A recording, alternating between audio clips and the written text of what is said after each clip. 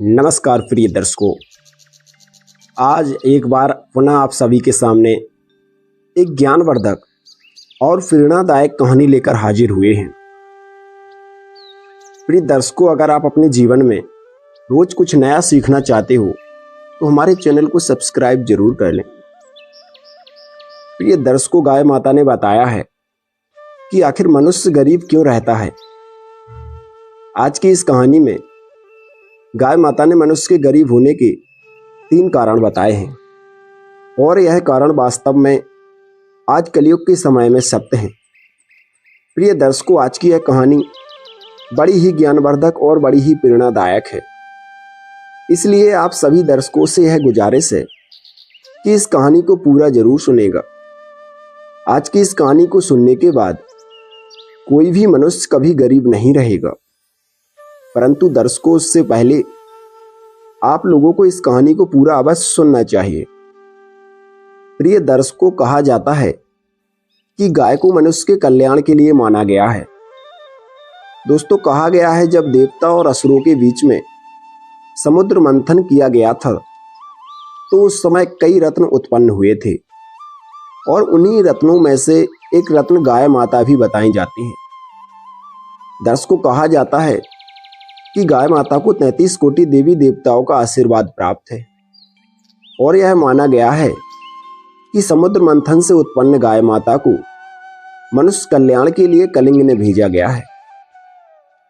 इसी प्रकार आज की इस कहानी में गाय माता ने 3 बातें बताई हैं और वास्तव में यह 3 बातें मनुष्य कल्याण के हेतु बताई गई हैं। इसलिए आज की इस कहानी में गाय माता के द्वारा बताई गई इन 3 बातों को सुनने की आप सभी दर्शक आज की इस कहानी को पूरा जरूर सुनिएगा। तो दर्शकों, आज की यह कहानी गाय माता की कहानी है। कहानी को आप सभी पूरा सुनिएगा, परंतु उससे पहले आप इस चैनल पर पहली बार आए हैं तो चैनल को सब्सक्राइब जरूर कर दीजिएगा, साथ ही बेल आइकन ऑन कर लीजिएगा ताकि हमारे आने वाले सभी वीडियो का नोटिफिकेशन आप सभी को समय समय पर प्राप्त होता रहे।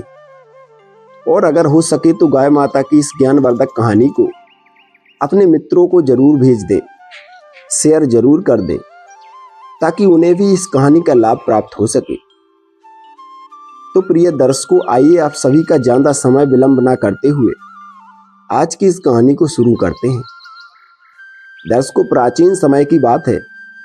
एक छोटे से नगर में एक किसान अपनी पत्नी के साथ रहा करता था। किसान की घर की स्थिति बहुत खराब थी।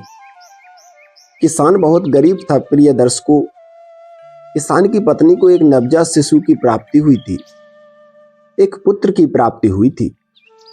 और जिस समय किसान को पुत्र की प्राप्ति होती है तो किसान बहुत प्रसन्न होता है, बहुत खुश होता है और उनके घर में पुत्र की प्राप्ति होने की वजह से खुशहाली आ जाती है।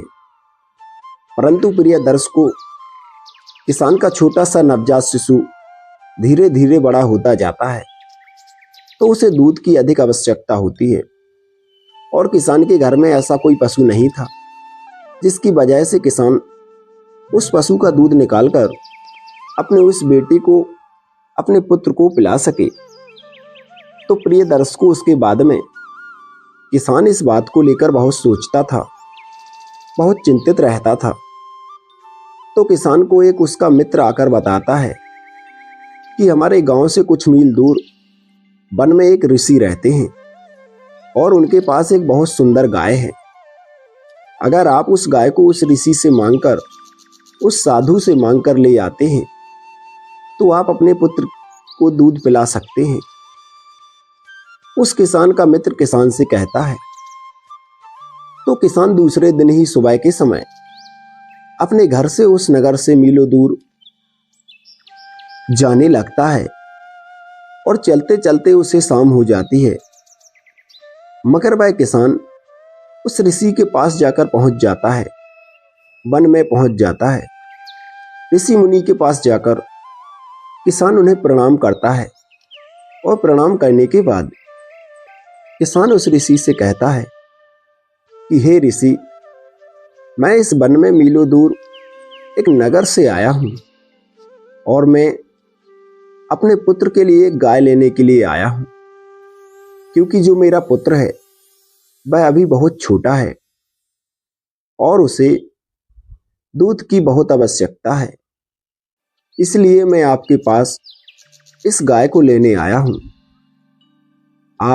आपसे यह निवेदन है कि कृपा करके मुझे इस गाय को दे दो।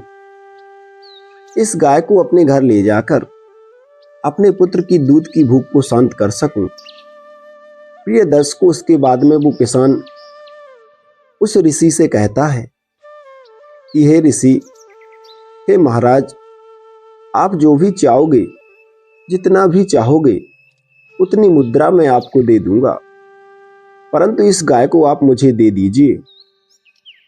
प्रिय दर्शकों, उसके बाद में ऋषि उस किसान की बात को सुनकर हंसने लगते हैं और कहते हैं कि हे प्रिय बालक, अगर तुम्हारे पुत्र के दूध की भूख है तो तुम अपने पुत्र के लिए इस गाय को निःशुल्क ले जा सकते हो, परंतु मैं एक भी पैसा नहीं लूंगा, क्योंकि मैं एक ऋषि हूं और ऋषि को और साधु को और वनवास काटने वाले इंसान को धन की कोई आवश्यकता नहीं होती है। इसलिए तुम इस गाय को निःशुल्क ही ले जा सकते हो, परंतु इस गाय को ले जाने से पहले मेरी कुछ शर्तें हैं और उन शर्तों को तुम्हें मानना होगा।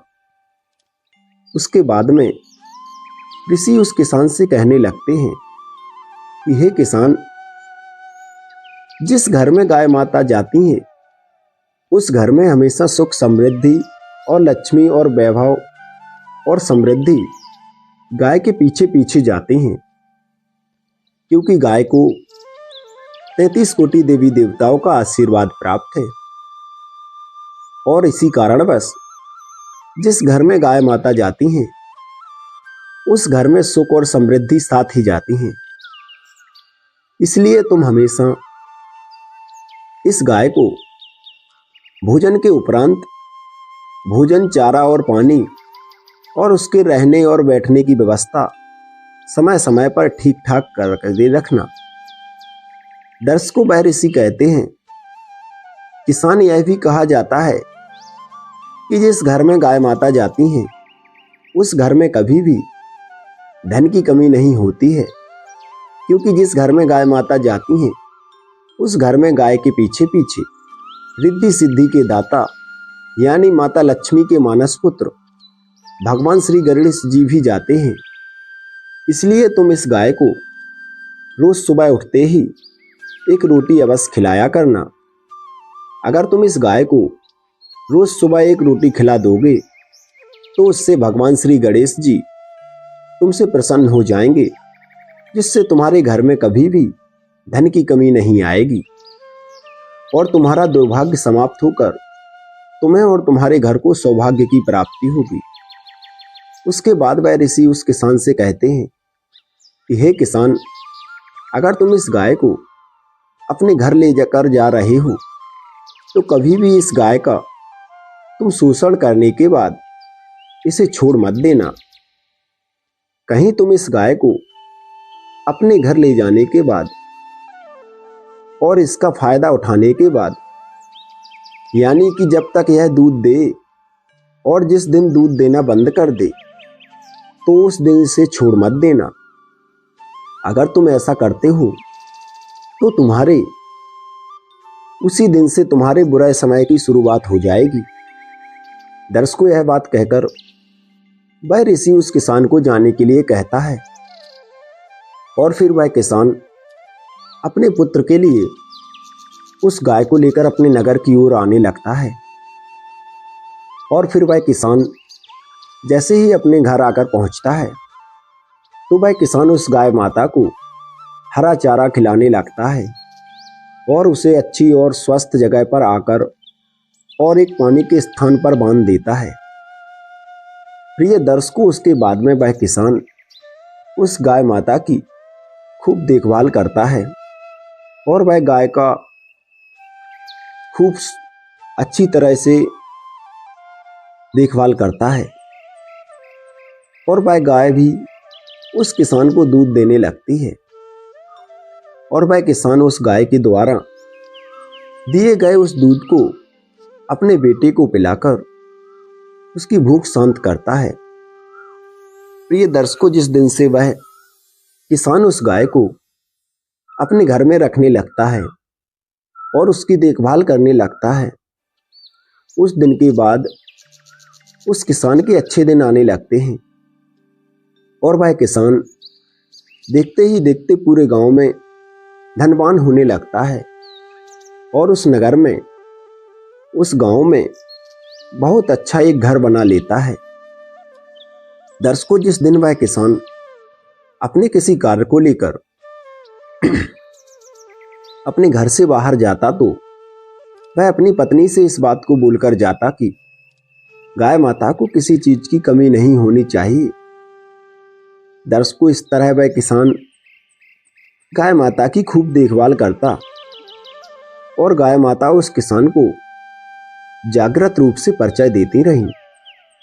परंतु प्रिय दर्शकों, फिर एक दिन की बात है, वह गाय दूध नहीं देती है।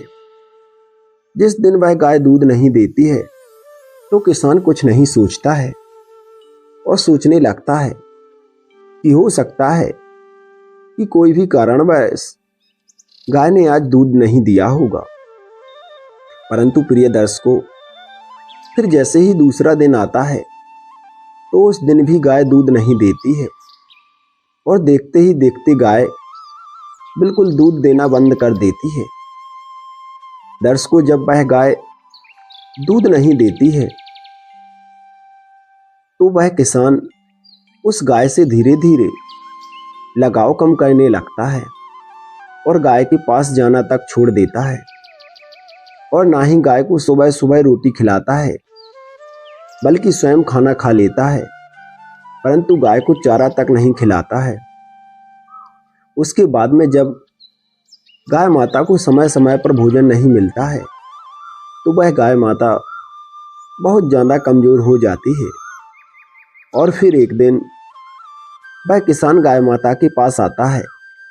वह किसान गाय माता के पास आता है और गाय माता को देखकर बहुत क्रोधित होता है और गाय को अपने स्थान से खोलकर जंगल की ओर जाने लगता है और जंगल में जाकर छोड़ देता है।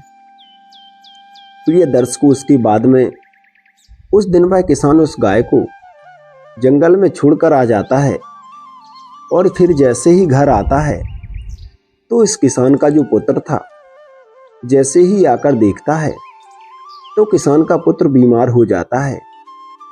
जैसे ही किसान का पुत्र बीमार होता है तो उस समय किसान के पास बहुत धन होता है, तो उस समय किसान को अपने पुत्र को एक अच्छे वैद्य के पास लेकर आता है और वैद्य के पास ले जाकर वैद्य से कहता है कि हे वैद्य महाराज, मेरे पुत्र का स्वास्थ्य बहुत खराब हो चुका है, आप चाहो जितना धन ले लो, मगर मेरे पुत्र को कुछ भी नहीं होना चाहिए।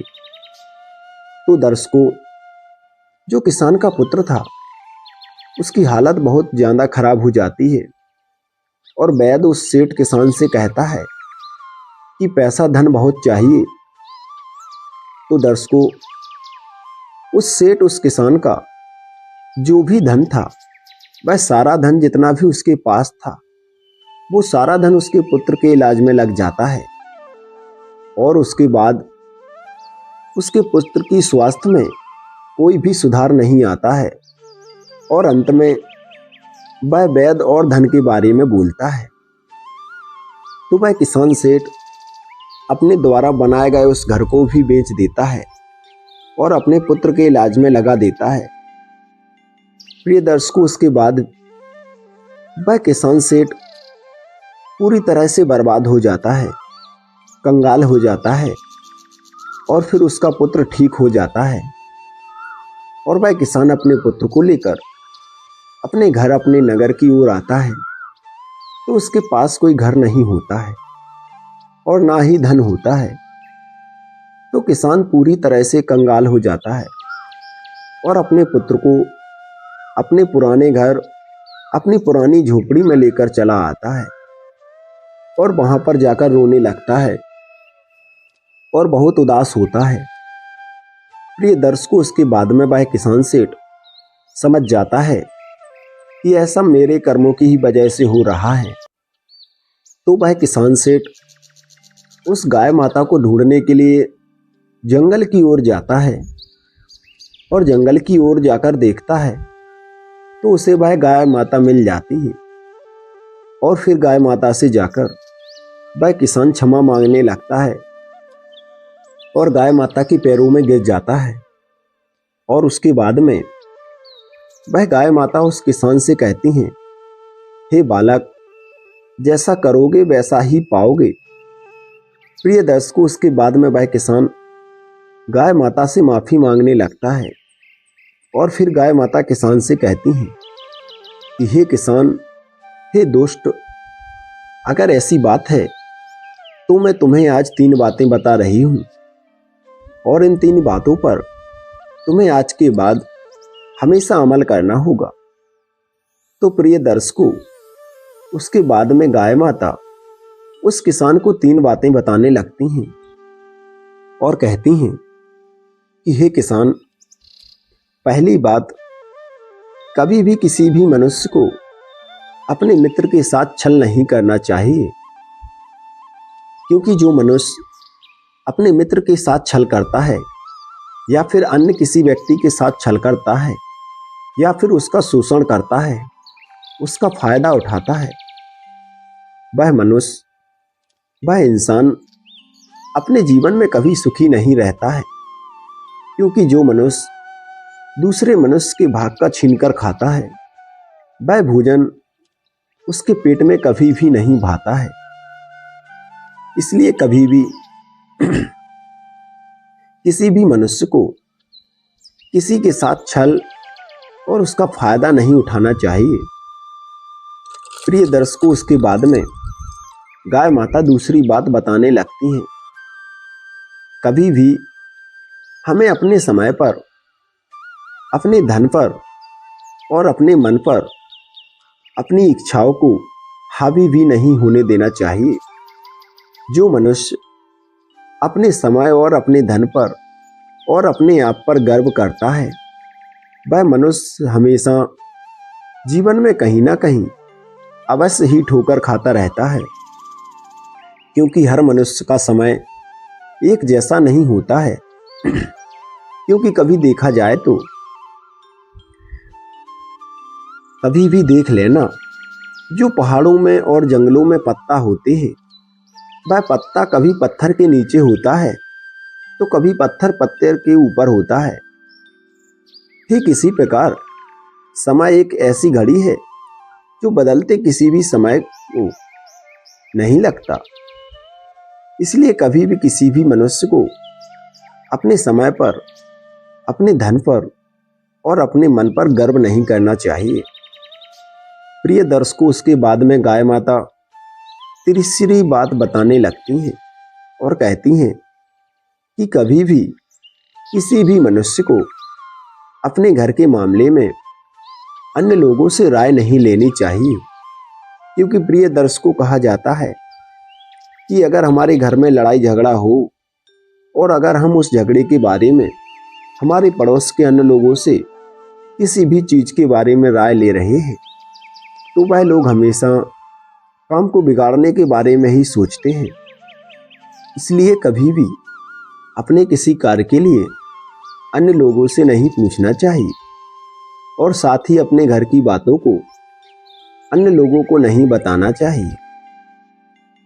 प्रिय दर्शकों, यह 3 बातें गाय माता उस किसान को बताती हैं और किसान फिर से उसी समय गाय माता को अपने घर की ओर लेकर फिर से चला जाता है और ले जाने के बाद वह गाय माता की खूब सेवा करता है और गाय माता के द्वारा बताई गई उन 3 बातों पर अमल करता है। और प्रिय दर्शकों, देखते ही देखते वह किसान फिर से धनी होने लगता है और उसका अच्छा समय आने लगता है। तो प्रिय दर्शकों, इस प्रकार आपको आज की इस कहानी कैसी लगी कमेंट बॉक्स में जरूर बताइएगा। साथ ही उम्मीद करते हैं कि आप सभी को आज की एक कहानी पसंद आई होगी। इस कहानी को लाइक और शेयर जरूर कर दीजिएगा। साथ ही हो सके तो बेल आइकन को प्रेस जरूर कीजिएगा ताकि हमारी आने वाली हर नई वीडियो का नोटिफिकेशन आप सभी को प्राप्त हो सके। आप सबका बहुत बहुत धन्यवाद। जय श्री कृष्णा। हर हर महादेव।